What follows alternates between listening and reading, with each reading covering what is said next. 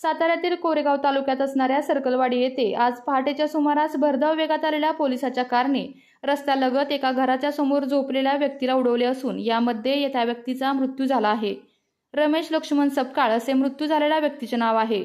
या घटनेत संबंधित पोलीस हा मद्यधुंद अवस्थेत असल्याची माहिती समोर आली असून संबंधित पोलीस कर्मचारी हा भुईंज पोलीस स्टेशन येथे कार्यरत असून सर्कलवाडीचे ग्रामस्थ सध्या वाटार स्टेशन येथील पोलीस ठाण्यात दाखल झाले असून संबंधित पोलीस कर्मचाऱ्यावर गुन्हा दाखल करण्याची प्रक्रिया सुरू आहे।